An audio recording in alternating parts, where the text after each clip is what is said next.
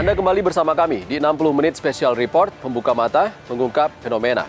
Saudara, jelang pemilu 2024, lembaga survei marak bermunculan. Tak jarang, lembaga survei yang patut dipertanyakan kredibilitasnya justru dimanfaatkan sejumlah kandidat sebagai jalan pintas untuk meningkatkan elektabilitas jelang pemilu. Lalu, apa dampak lembaga survei terhadap masyarakat? Berikut penelusurannya.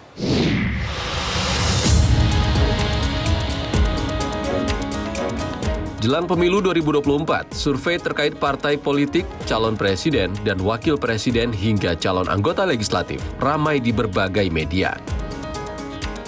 Tak tanggung-tanggung, hampir setiap bulan ada saja lembaga survei yang merilis hasil survei terbaru menurut versinya masing-masing. Sayangnya, tak semua lembaga survei memiliki kredibilitas. Akibatnya, publik pun berisiko terpapar informasi bias, bahkan penuh manipulasi.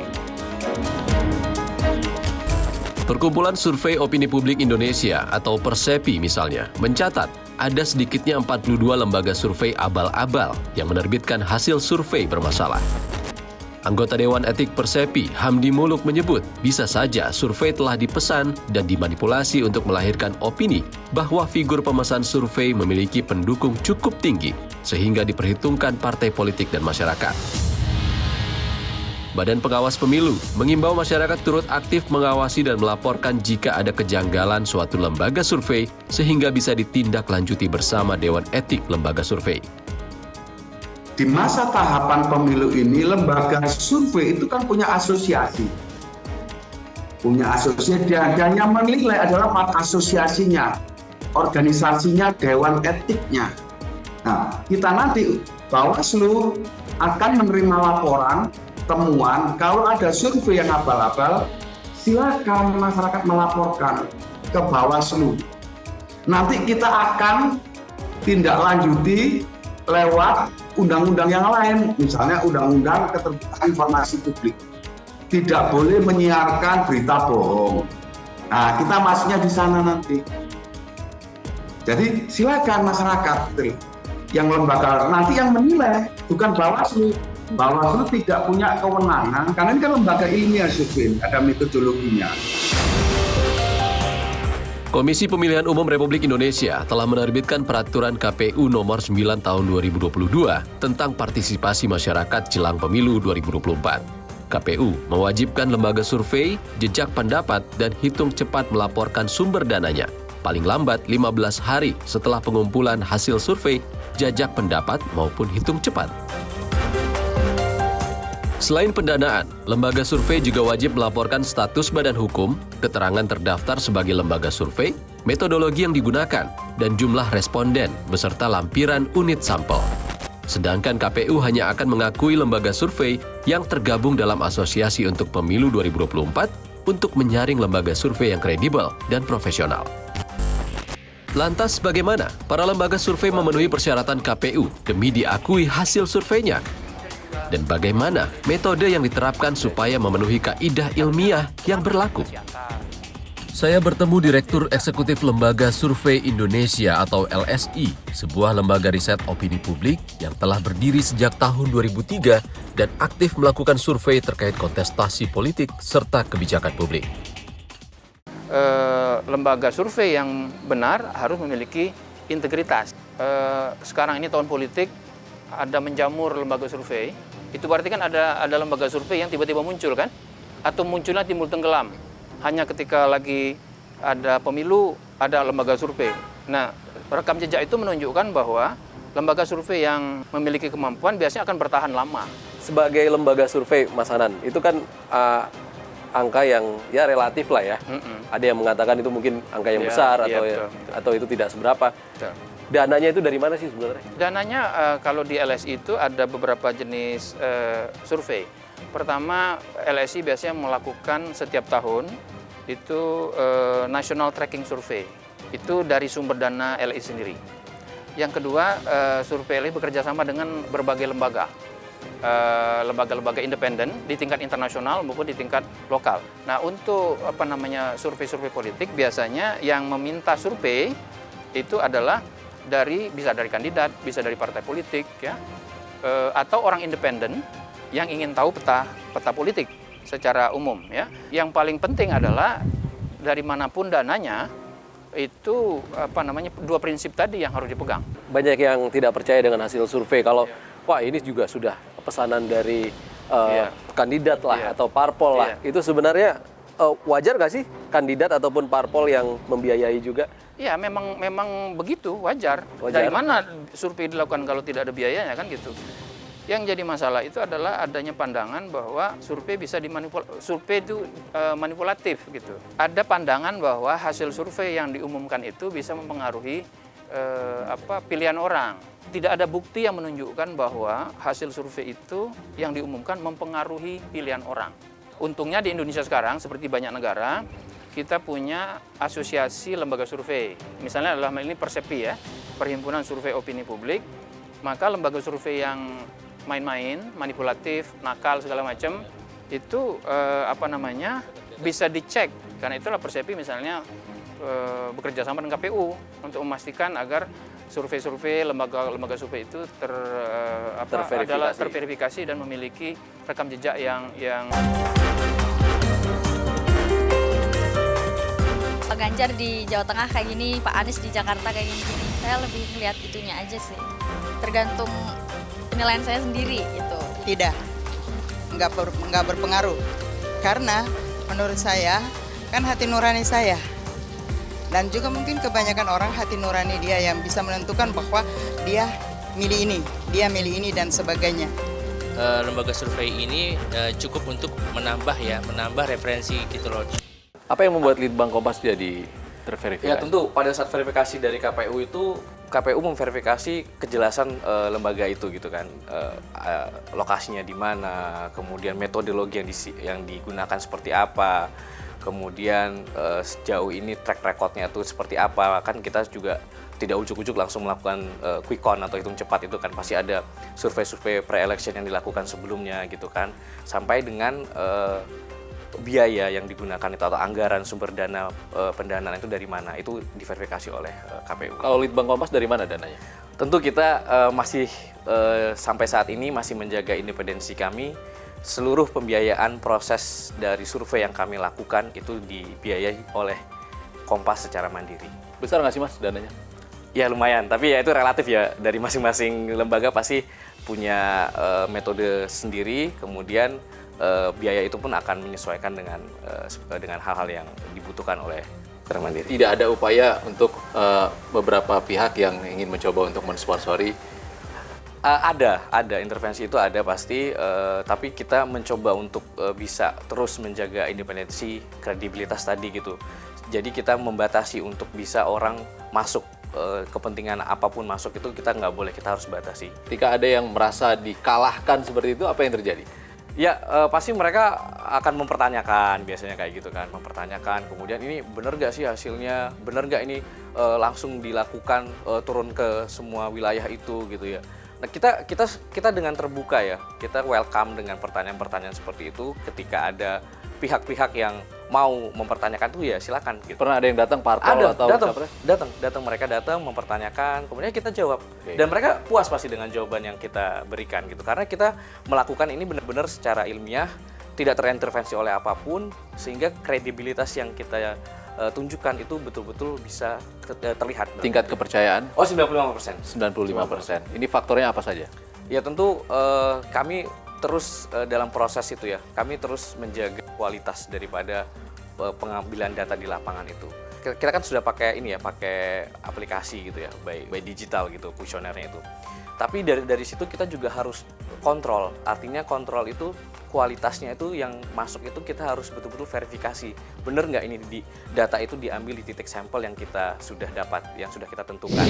Saudara, praktik pemesanan lembaga survei sebagai konsultan politik bermunculan jelang pemilu 2024. Tetaplah bersama kami, 60 menit special report, segera kembali. Tidak ada kerangka hukum, undang-undang yang bisa kita pakai untuk mempidanakan gitu loh. Tidak ada payung hukum.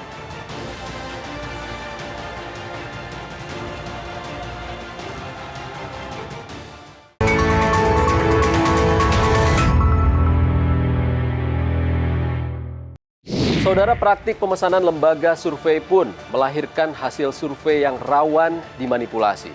Perhimpunan Survei Opini Publik Indonesia atau Persepi pun mencatat ada 42 lembaga survei abal-abal yang menerbitkan hasil survei bermasalah. Lalu bagaimana cara membendung lembaga survei abal-abal yang rawan memanipulasi survei?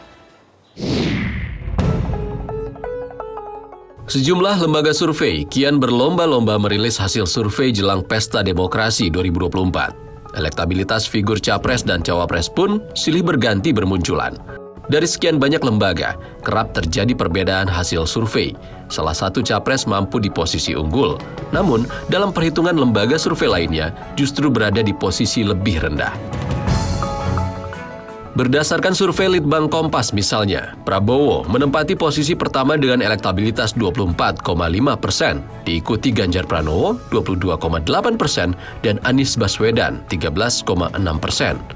Survei dilakukan dengan wawancara tatap muka pada 29 April hingga 10 Mei 2023 yang melibatkan 1.200 responden dari 38 provinsi.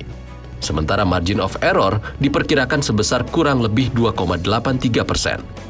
Sementara menurut survei indikator, Prabowo di urutan pertama dengan tingkat elektabilitas 38%, diikuti Ganjar dengan 34,2%, dan Anies di posisi ketiga dengan 18,9%. Survei dilakukan melalui nomor telepon secara acak dengan 1.230 responden pada 26 hingga 30 Mei 2023 dan margin of error kurang lebih 2,9%. Di survei Carta Politika, Ganjar menempati posisi pertama dengan elektabilitas 34,6%, diikuti Prabowo Subianto dengan 28,1%, sementara Anies Baswedan di posisi ketiga dengan 21,4%. Survei dilakukan 2 hingga 7 Mei 2023 melibatkan 1.220 responden yang tersebar di 34 provinsi melalui wawancara tatap muka langsung dengan kuesioner terstruktur dan margin of error kurang lebih 2,82%. Menjamurnya lembaga survei jelang pemilu dengan hasil survei yang berbeda-beda patut diwaspadai. Apakah lembaga merilis hasil survei sebagai potret real dan menggunakan kaidah ilmiah yang benar atau semata-mata untuk penggiringan opini? Andre Rosiade, politisi Gerindra sekaligus tim pemenangan Prabowo Subianto menilai, lembaga survei dapat dimanfaatkan untuk menyusun strategi pemenangan, namun harus cermat menentukan mana yang harus dipercaya. Lembaga survei itu kan memberikan potret kondisi sekarang. Yang kedua, lembaga survei itu memberikan rekomendasi. Kalau misalnya kita kalah, bagaimana kita cara unggul? Kalau kita unggul, bagaimana cara mempertahankan kalau bisa lebih tinggi lagi gitu. Kan ada potret hasilnya, ada rekomendasi. Nah, potret ini pun juga terbagi bagaimana kondisinya, perkembangannya, gitu kan banyak hal survei bentuk untuk pengenalan wilayah, pengenalan peta kondisi saat ini gitu. Lihat saja track recordnya lembaga survei itu. Kan lembaga survei ini kan rata-rata sudah bertahun-tahun. Kita lihat aja hasil survei. Ya, kan ada lembaga survei sekaligus menjadi konsultan politik, di mana lembaga survei yang dia lakukan merupakan survei yang bertujuan adalah penggiringan opini. Itu satu. Yang kedua kan ada juga lembaga survei yang betul-betul surveinya dari yang sebelumnya, tahun sebelumnya, pemilu sebelumnya, pilkada sebelumnya, itu hasil surveinya sesuai dengan kondisi real. Sementara Sudirman Said, juru bicara Baca Pres Anies Baswedan menyebut, metode yang digunakan lembaga survei patut menjadi perhatian sehingga tidak menimbulkan hasil yang bias. Sudirman Said juga mengkhawatirkan munculnya lembaga survei yang tidak mengedepankan aspek ilmiah atau abal-abal dapat mempengaruhi tingkat kepercayaan publik kepada lembaga survei secara umum. Ada lembaga survei yang cara surveinya tidak turun ke lapangan tapi kemudian menggunakan telepon, dan yang ditelepon narasumber responden yang itu juga dari waktu ke waktu gitu ya. Jadi tentu saja tidak memberikan opini yang berharga bagi masyarakat karena sudah ada bias gitu. Begitupun ada lembaga survei, sejumlah lembaga survei menggunakan jaringan pengumpul data yang sama. Terus bagaimana kita bisa percaya bahwa hasilnya cukup kredibel? Ini beberapa kenyataan atau realitas yang diperoleh oleh masyarakat, dan kembali sebetulnya nanti saya cukup khawatir dari waktu ke waktu kalau terlalu banyak lembaga survei yang istilahnya itu tidak lagi mengedepankan aspek ilmiah, itu kredibilitas dari survei keseluruhan akan mengalami penurunan. Sedangkan Eriko Sutarduga, Ketua DPP PDI Perjuangan menjelaskan, selain mengakses hasil survei dari beberapa lembaga, tim PDIP turut mengadakan survei pribadi demi mengcross-cek kebenaran gambaran kondisi politik masyarakat. PDIP pun mempertanyakan transparansi kinerja lembaga survei yang ada saat ini belum cukup terbuka, sehingga dapat mempengaruhi kebenaran data yang dirilis ke depan publik. Kami mempunyai alat untuk mendata sampai ke tingkat terbawah dari masyarakat, yaitu apa? Cara kami, karena kami mempunyai yang namanya struktural sampai tingkat anak ranting. Anak ranting itu ada di tingkat RT RW, Mbak. Nah, dan kami bisa mendapatkan langsung seperti ini. Nah, sebenarnya apa masalahnya kalau misalnya lembaga survei juga menyampaikan siapa yang membiayai? Karena memang selama ini kami melihat mayoritas lembaga survei pasti dibiayai, tidak mungkin membiayai dirinya sendiri. Supaya apa? Supaya lembaga survei ini dengan menyampaikan secara transparan begitu, dia mempunyai pertanggungjawaban moral juga. Artinya bukan hanya memberikan hal yang menyenangkan saja kepada yang memesan survei, tetapi menyampaikan apa adanya hasilnya. Saudara, jelang pemilu banyak hasil survei yang bermunculan yang menjadi indikator bagi sejumlah pihak untuk menentukan langkah politik ke depannya. Lalu ada juga tudingan pesanan hasil survei, bahkan ada tudingan munculnya lembaga survei abal-abal. Dan bagaimana pengawasannya? Kita sudah bersama dengan anggota Dewan Etik Persepi. Banyak sekali yang menuding kalau survei itu hasil pesanan partai politik lah atau tokoh politik yang ingin mencalonkan diri. Itu tanggapan Persepi seperti apa? Mungkin harus kita luruskan dulu istilah pesanan ya. Maksudnya bahwa sebuah kegiatan survei ada yang memesan dalam pengertian ada yang memerlukan jasa survei itu kan sesuatu yang wajar.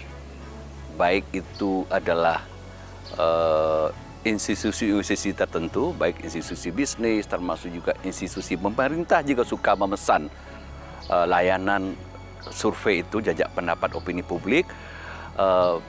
Ada juga orang perorangan misalnya yang ingin maju menjadi kandidat politik tertentu, jadi caleg atau partai politik, dia memesan jasa survei opini publik itu sesuatu yang wajar.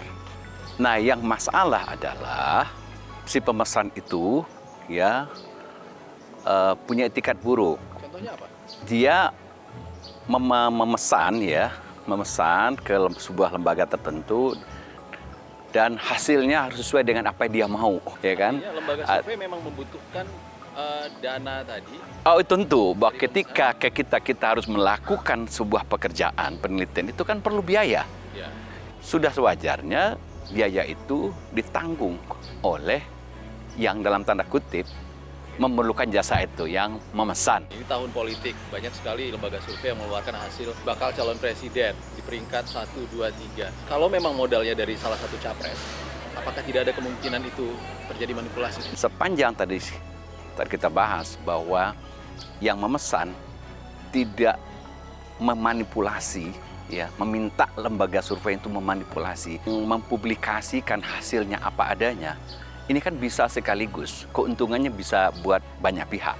Satu, tadi untuk juga partai itu dan kandidatnya untuk mengatur strategi, ya. Kedua, publik kan juga bisa dapat pegangan.